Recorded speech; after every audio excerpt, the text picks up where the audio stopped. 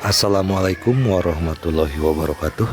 Seperti biasa, sebelum dimulai ceritanya, bantu Mimin tekan tombol like dan berkomentar juga, Tuan dan Nona. Terima kasih sesudah dan sebelumnya. Oke, mari kita lanjutkan saja ceritanya. Bab 2682, Dealer Mobil Bekas. CG tidak lagi terganggu dengan apa yang terjadi di rumah sakit.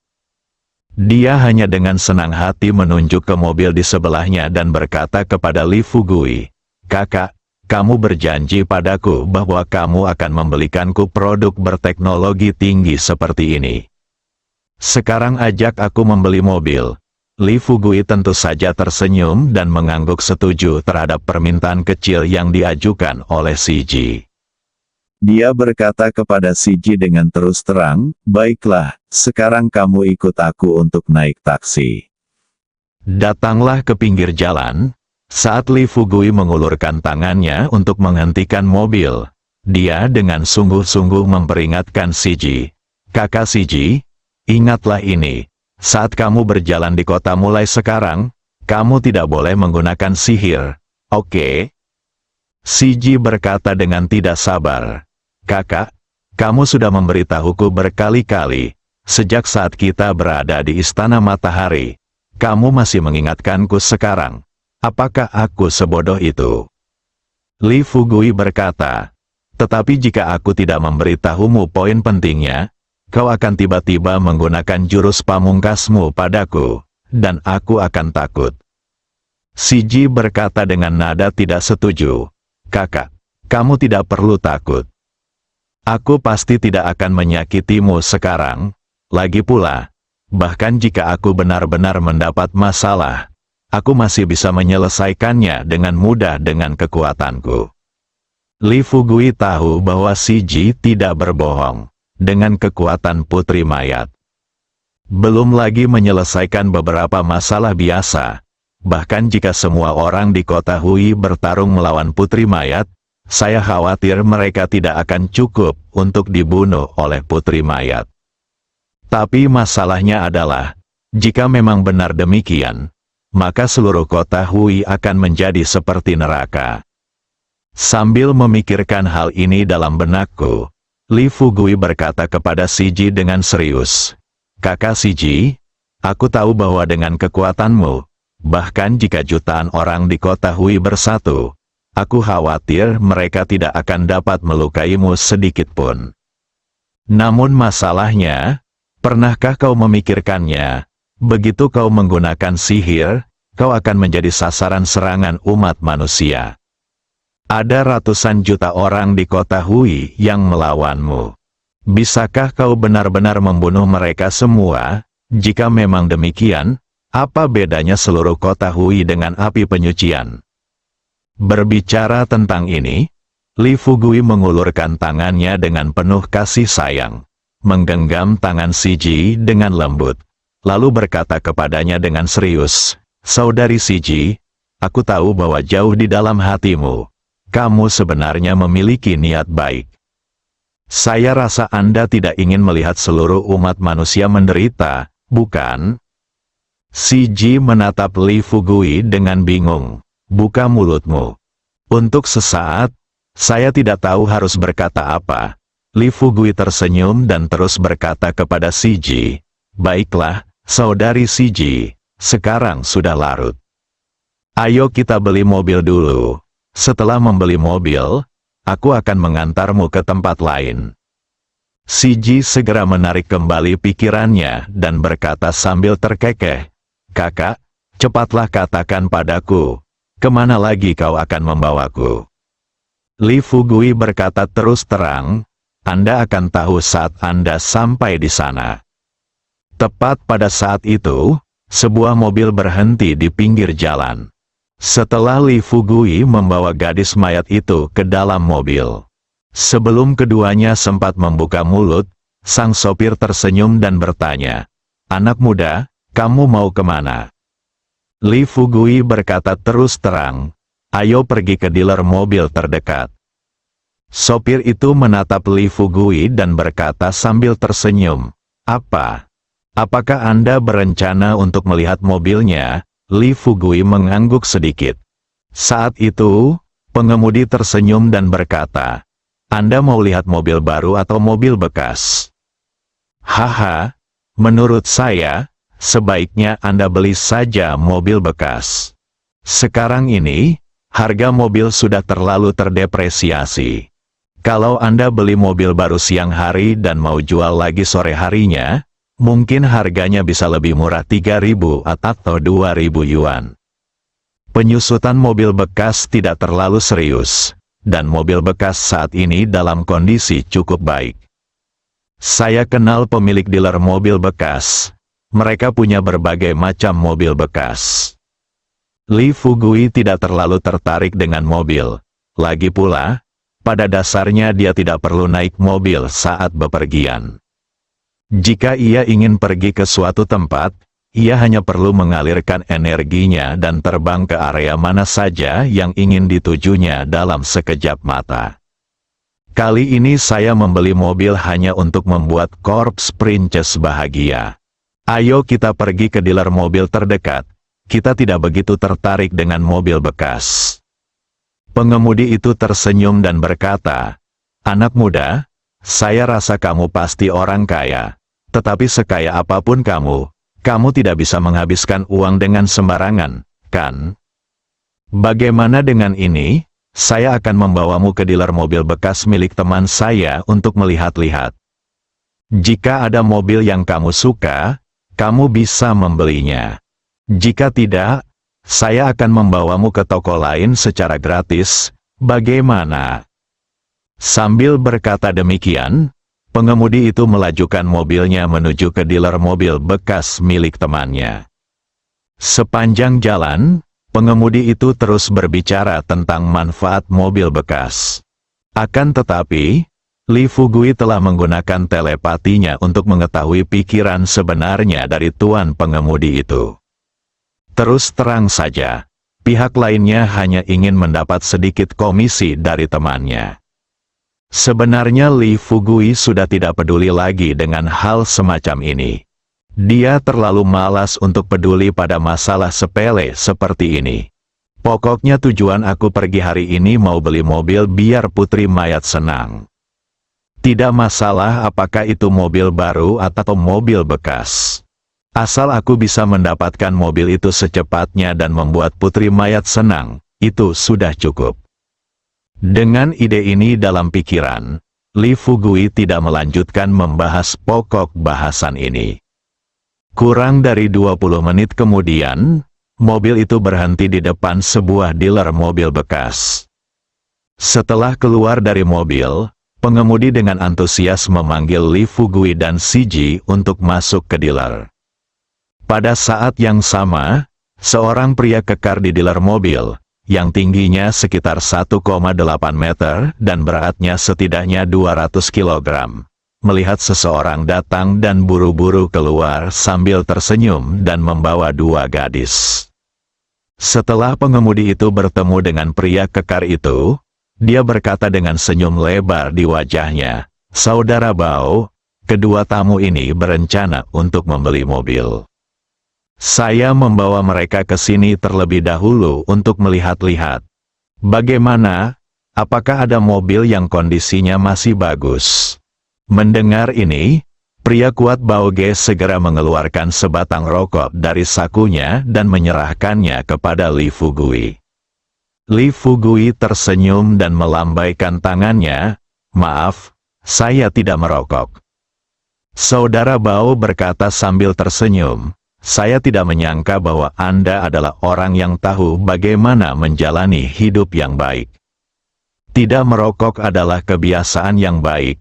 Ayo, masuklah, saudara. Kita tidak bisa mengatakan bahwa kita memiliki semua jenis mobil bekas di sini, tetapi kita memiliki mobil mulai dari harga 500.000 atau 600.000 yuan hingga 300.000 atau 500.000 yuan. Atau bahkan 3.000 atau 5.000 yuan. Ngomong-ngomong, Kak, berapa budget yang kamu punya kali ini?" Li Fugui berkata dengan santai, "Harga berapapun tidak masalah, selama Anda menyukai mobilnya. Harganya bisa dinegosiasikan. Setelah mendengar ini, Saudara Bao dan sopir itu saling berpandangan. Jelas sekali. Menurut pendapat Saudara Bao, dia telah ditipu lagi kali ini. Li Fugui segera dibawa ke dealer mobil, dan Saudara Bao menunjuk ke arah Li Fugui dan mulai memperkenalkannya. Li Fugui menatap gadis mayat di sebelahnya dan bertanya, "Kakak gadis mayat, coba lihat, yang mana yang kamu suka?" Melihat mobil-mobil di dealer, CG tidak bisa tidak merasa terpesona. Setelah melihat-lihat di dealer, dia segera membawa Li Fugui ke mobil Audi merah, lalu tersenyum dan berkata kepada Li Fugui, "Kak, bagaimana dengan mobil ini? Menurutku warnanya cantik."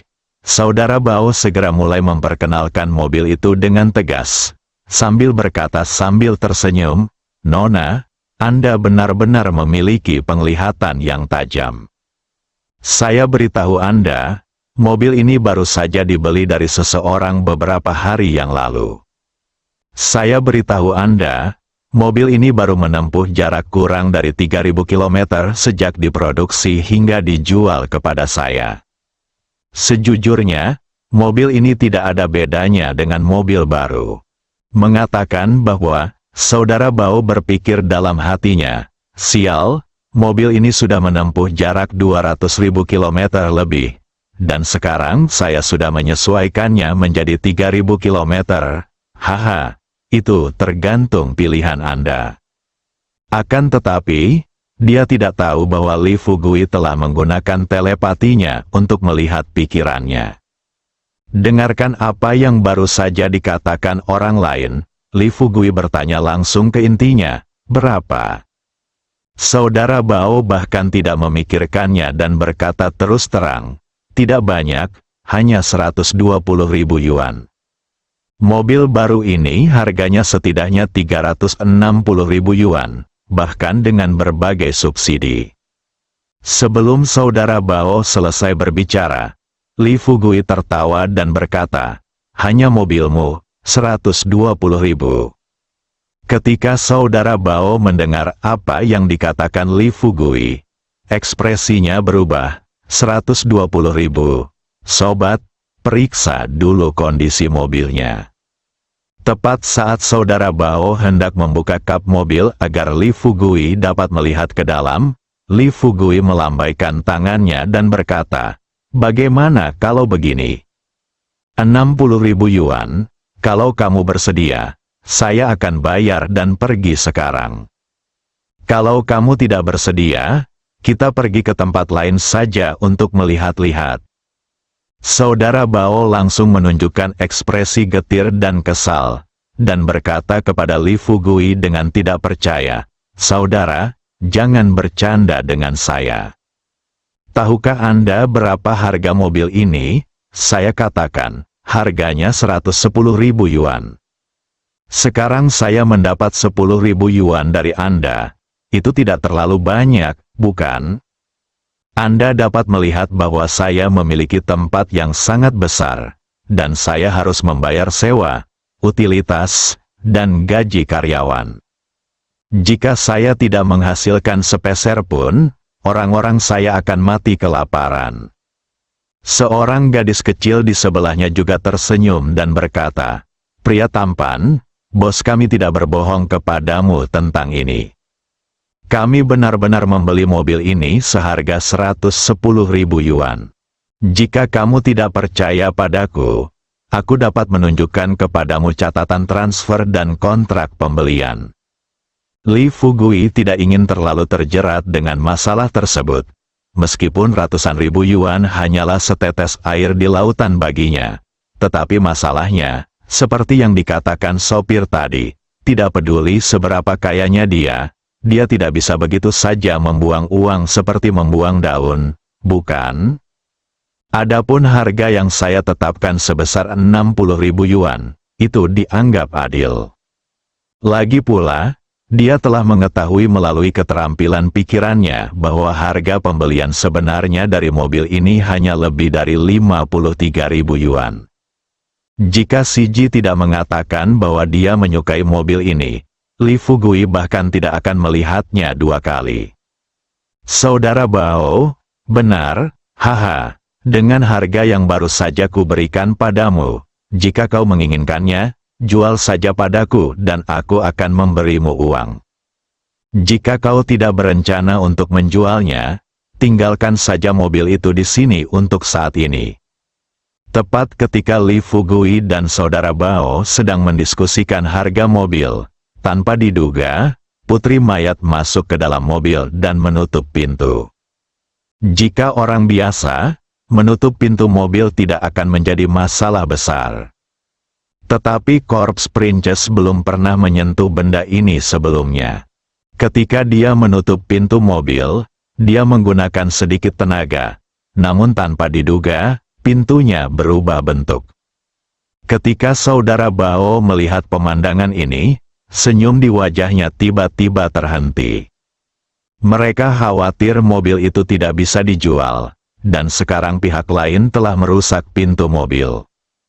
Bahkan jika Li Fugui dan lainnya tidak berencana membelinya, mustahil untuk menjualnya. Memikirkan hal ini, saudara Bao datang ke mobil dengan ekspresi kesakitan di wajahnya, melihat sekeliling mobil, lalu menoleh ke Li Fugui dan berkata, "Saudara Xiao, lihat ini, apa yang harus kita lakukan?"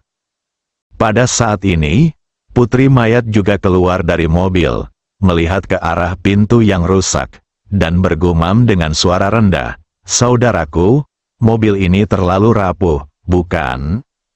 Lihat, aku juga sepertimu, mencoba menutup pintu, tetapi aku menggunakan sedikit tenaga dan jadi seperti ini."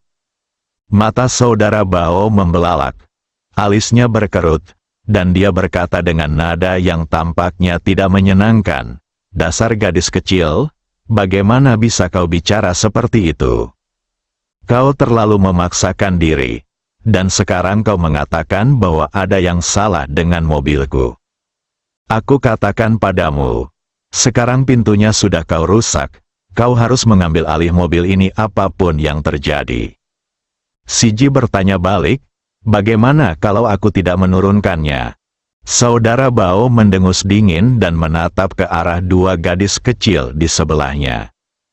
Ketika kedua gadis itu berbalik untuk menelepon, dia berkata kepada Li Fugui dan Siji dengan serius, "Saya akan mengatakan yang sebenarnya. Jika kalian tidak membawa mobil ini, kalian tidak akan bisa meninggalkan ruangan ini hari ini."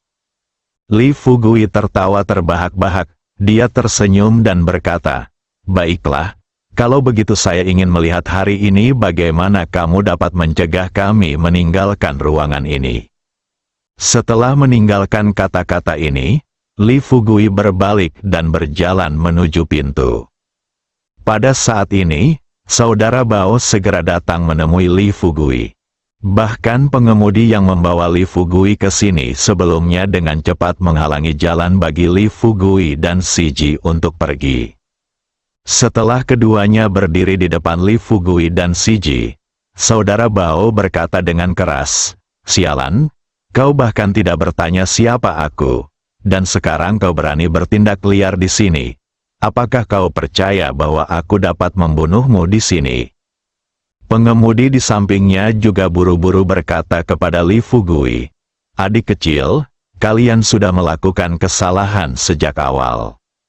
Sekarang kalian telah merusak mobil seseorang. Bahkan jika kalian tidak berencana untuk membeli mobil itu, setidaknya kalian harus memberi mereka kompensasi, bukan?" Li Fugui mengerutkan kening dan bertanya, "Kompensasi? Berapa kompensasi yang kamu inginkan?" Saudara Bao berkata terus terang, "Saya tidak mau ganti rugi hari ini. Saya akan membiarkanmu mengambil mobil ini. Awalnya, saya berencana hanya akan meminta 10.000 yuan darimu. Tetapi sekarang, mobil ini bernilai 200.000 yuan. Kamu harus memberikannya kepadaku. Kamu harus memberikannya kepadaku." Li Fugui bertanya, "Bagaimana jika aku tidak memberikannya padamu?" Kakak Bao mendengus dingin dan berkata, "Kau tidak akan memberikannya padaku." "Haha, Jika kau tidak memberikannya padaku, kau akan mendapat masalah. Lagi pula, aku tidak akan menyembunyikannya darimu. Kepala kantor polisi kita adalah saudara iparku. Percaya atau tidak, jika aku meneleponnya sekarang, dia akan segera datang ke sini untuk menemuiku. Kalau dia datang, haha, saya khawatir tidak sesederhana 200.000. Berikan aku bantal ketika kamu merasa mengantuk. Li Fugui awalnya ingin membawa putri mayat langsung ke lokasi berikutnya, tetapi dia sedikit tidak sabar. Lagi pula, hanya ketika dihadapkan dengan kejahatan besar, kebaikan besar di lubuk hati manusia dapat bangkit. Sekarang, karena saudara Bao ingin menghancurkan dirinya sendiri, dia bersedia memenuhi keinginannya dan mengirimnya ke kematian nanti. Bersambung.